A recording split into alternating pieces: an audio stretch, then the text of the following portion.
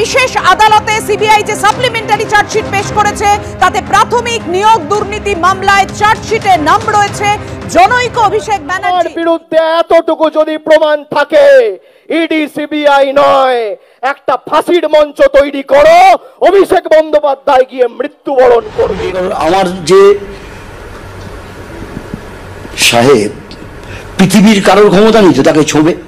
কারণ ভারতীয় জনতা পার্টি প্রথম থেকে বলে এসেছিল যে হরিশ চ্যাটার্জি স্ট্রিট সমস্ত কেলেঙ্কারির মাথায় আছে।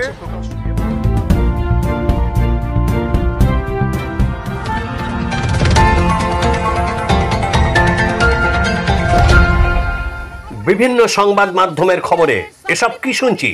সত্যি কি দুর্নীতি মামলায় অভিষেক বন্দ্যোপাধ্যায় যুক্ত? এমনকি সিবিআই এর সাপ্লিমেন্টারি চার্জশিটে অভিষেকের নাম কেন যুক্ত হলো? সত্যি কি তিনি কালীঘাটের কাকুর কাছে 15 কোটি টাকা চেয়েছিলেন? সবই এখন ধোঁয়াশার মধ্যে। কারণ অভিষেক বন্দ্যোপাধ্যায় এর আগে বহুবার বলেছেন তিনি কোনো দুর্নীতির সঙ্গে যুক্ত নয়। এমনকি তিনি এও বলেছেন যদি কোনো দুর্নীতির সঙ্গে তার যোগ থাকে তাহলে তিনি নিজেই গলায় দড়ি দিয়ে ফাঁসিতে ঝুলবেন। তার বিরুদ্ধে এতটুকু যদি প্রমাণ থাকে, ইডি সিবিআই নয়, একটা ফাঁসির মঞ্চ তৈরি করো, অভিষেক বন্দ্যোপাধ্যায় গিয়ে মৃত্যুবরণ করবে। প্রকাশ্য জনসভা করে আমি যা বলেছিলাম, আমি আজও একই কথা বলছি যে আমার বিরুদ্ধে যদি 10 পয়সার কোনো যোগসাযোগ কোনো এজেন্সি প্রমাণ করতে পারে, আমার বিরুদ্ধে ইডি সিবিআই লাগানোর দরকার নেই। আপনি একটা ফাঁসির মঞ্চ করবেন, আমি গিয়ে মৃত্যুবরণ করব। আমি যে আমার যে সাহেব পৃথিবীর কারোর ক্ষমতা নেই তো তাকে ছোবে। কারণ তার নাম কেউ করতে পারবে না, তার সঙ্গে কেউ দেখা করতে পারবে না, তার সঙ্গে কেউ ফোনে কথা বলতে পারবে না। তাই সেই অবধি কোনো পৌঁছাবে কিন্তু যা চেষ্টা করে যে হচ্ছে, আপনারা ভালো বুঝবেন, সেই করতে গিয়ে এই আমি অবধি এসে থেমে যেতে হচ্ছে। সাহেবকে আমার সাহেব অভিষেক ব্যানার্জি। আপনি কি করেন? ওনার অফিসে চাকরি করি। এবার তাহলে নজর রাখি এবিপি আনন্দের খবরে। উল্লেখ করা হচ্ছে যে অভিষেক ব্যানার্জির সঙ্গে বেআইনি নিয়োগ নিয়ে পার্থ চ্যাটার্জির একটা দ্বন্দ্ব তৈরি হয়েছে। তাহলে একটা জিনিস বোঝা যাচ্ছে যে যার সঙ্গে তৎকালীন শিক্ষামন্ত্রীর দ্বন্দ্ব তৈরি হতে পারে প্রাথমিক নিয়োগ দুর্নীতিতে নিয়োগ নিয়ে, তিনি যে যথেষ্ট প্রভাবশালী হবেন এটা বলার অপেক্ষা রাখে না। নাহলে পরে তৎকালীন শিক্ষামন্ত্রীর সঙ্গে অভিষেক ব্যানার্জির দ্বন্দ্ব তৈরি হতে গেলে অভিষেক ব্যানার্জিও যে নামটা উঠে আসছে তিনিও কিন্তু যথেষ্ট ক্ষমতাবান একজনই হবেন, এটা বোঝাই যাচ্ছে। নাহলে তার সঙ্গে দ্বন্দ্ব তৈরি হতে পারে না তৎকালীন শিক্ষামন্ত্রী পার্থ চট্টোপাধ্যায়, যেটাই তিনজনের কথোপকথনে উঠে এসছে ওই অডিও ক্লিপে থেকে যেটা পাওয়া গেছে এবং সিবিআই যেটা চার্জশিটে উল্লেখ করেছে। দ্বিতীয় পয়েন্ট কি? দ্বিতীয় পয়েন্ট হচ্ছে বলা হচ্ছে অভিষেক বন্দ্যোপাধ্যায় ইতিমধ্যে যে নিয়োগগুলো হয়ে গেছে সে তার জন্য অভিষেক ব্যানার্জি 15 কোটি টাকা চেয়েছেন। এটা সুজয় কৃষ্ণ ভদ্রের কণ্ঠে উঠে আসছে। 15 কোটি টাকা অভিষেক ব্যানার্জি চেয়েছেন। তাতে সুজয় কৃষ্ণ ভদ্র জানায় যে ইতিমধ্যেই এই যে সমস্ত প্রার্থীদের নিয়োগ করা হয়েছে তাদের কাছ থেকে প্রার্থী পিছু 6.5 লক্ষ টাকা করে নেওয়া হয়েছে।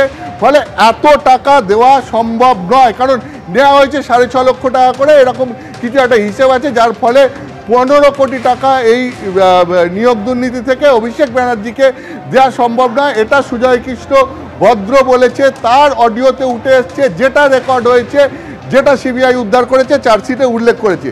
তাতে সুজয় কৃষ্ণ ভদ্র কি বলছেন, আরও এই কথোপকথনে কি বলছেন? তিনি বলছেন যে অভিষেক বন্দ্যোপাধ্যায় তাকে বলেছে যে এই যে তাহলে নিয়োগগুলো আটকে দিতে এবং নাহলে পরে এই যাদের নিয়োগ করা হয়েছে নাহলে পরে তাদেরকে তিনি গ্রেপ্তার করিয়ে দেবেন অথবা দূরবর্তী জায়গায় পোস্ট করাবেন। মানে তুমি বোঝো। এবার আসি সঙ্গে অদ্বিতীয়া নামের একটি চ্যানেলের খবরে। সাহেবকে আমার সাহেব অভিষেক ব্যানার্জি। আপনি কি করেন? ওনার অফিসে চাকরি করি। তুই ব্যক্তির কনফিডেন্স লেভেল দেখেছেন? মানে কনফিডেন্স থাকা উচিত তো এরকম, যেখানে বলছে আমার সাহেবকে কেউ ধরতেও পারবে না, কিছু করতেও পারবে না। আমার সাহেব অভিষেক ব্যানার্জি, যার অফিসে আমি কাজ করি, এমন অফিস যে অফিসে বাংলার মানুষ আর চাকরি পায় না। ভয়ঙ্কর ডেভেলপমেন্ট সামনে এসছে যে সিবিআই এর চার্জশিটে অভিষেক ব্যানার্জির নাম 15 কোটি টাকা সুজয় কৃষ্ণ ভদ্রের কাছ থেকে চেয়েছিলেন অভিষেক ব্যানার্জি। প্ল্যানিং ছিল 100 কোটি টাকা তোলার নিয়োগ দুর্নীতির, যেখানে এই সমস্ত চাকরি প্রার্থীরা আমাকে গাল দিচ্ছিলেন না, সে সরকারকে ভগবান ভাবছিলেন, আমাকে গাল দিচ্ছিলেন। আপনাদের কাছ থেকে টাকা তুলে আপনাদেরকে গ্রেফতার করানোর প্ল্যানিং ছিল এই অভিষেক ব্যানার্জির, এটা আমি বলছি না, সিবিআই এর দেওয়া চার্জশিট বলছে, যেটা 21 ফেব্রুয়ারি দিয়েছে সিবিআই। কিন্তু আমি আপনাদেরকে দুটো পয়েন্ট বলবো। এক হচ্ছে, প্রথম, সুধা কৃষ্ণ ভদ্রের ভয়েসে বলা হয়েছে যে নিয়োগ আটকাতে বলেছে অভিষেক। তো ভাই, নিয়োগ আটকাতে বলার মতো ক্ষমতা কোন অভিষেক রাখে ভাই? আমার তো জানা নেই। আপনারা কি বুঝতে পারছেন? নিয়োগ আটকেছে অভিষেক। আচ্ছা, দ্বিতীয় পয়েন্ট, 20 কোটি টাকা করে ভাগ হবে পার্থ চট্টোপাধ্যায়ের কাছে, এটা চার্জশিটে উল্লেখ রয়েছে। 20 কোটি টাকা ভাগ হবে মানিক ভট্টাচার্য আর 20 কোটি টাকা অভিষেক। তো 20 কোটি টাকা হজম করার মতো লিডার চাইতো। 20 কোটি টাকা যখন পার্থ চট্টোপাধ্যায় প্রাক্তন শিক্ষামন্ত্রী, তখনকার শিক্ষামন্ত্রী হজম করছেন, তো শিক্ষামন্ত্রীর লেভেলের লোক চাইতো। কোন অভিষেক? এটা অভিষেক বন্দ্যোপাধ্যায় নয়?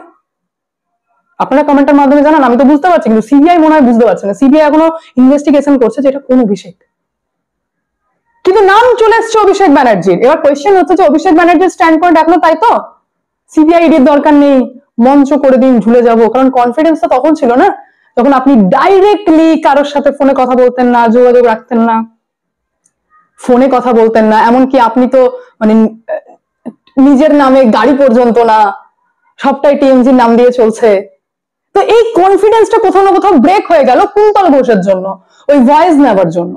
বাকি ইতিহাস কাচ্চা চিঠা আপনাদের সামনে, যেখানে চার্জশিটে অভিষেক বন্দ্যোপাধ্যায়ের নাম উল্লেখ রয়েছে, ইডিটাতেও ছিল, এইবারও আছে। এবার দেখার বিষয় হচ্ছে যে অভিষেক ব্যানার্জি তাহলে নেক্সট অভিষেক ব্যানার্জির সাথে কি হয়, আর নাকি নিজেই অভিষেক ব্যানার্জি কিছু স্টেপ নেন। এবার শুনবো বিজেপির রাজ্য নেতা শুভাশিস কর কি বললেন। অভিষেক ব্যানার্জি আর কাকুর নামটা কেন সিবিআই চার্জশিটে যাবে না, এটা পরিষ্কার। ভারতীয় জনতা পার্টি প্রথম থেকেই বলে এসেছিল যে হরিশ চ্যাটার্জি স্ট্রিট সমস্ত কেলেঙ্কারির মাথায় আছে, এবং মমতা ব্যানার্জি নিজে মাননীয়া এর সঙ্গে যুক্ত আছেন। আজকে সিবিআই রিপোর্টে কাকুর নাম এসছে, তার সাথে অভিষেক ব্যানার্জির নাম এসছে। আমরা পরিষ্কারভাবে বলছি যে এই সমস্ত বিষয়টা টোটালটাই হরিশ চ্যাটার্জির তারিখে, সে 15 কোটি নিক, 5 কোটি নিক, আর 25 কোটি নিক চাকরি। পরিমল কর্মকারের প্রতিবেদন, এখন দিনকাল নিউজ, কলকাতা।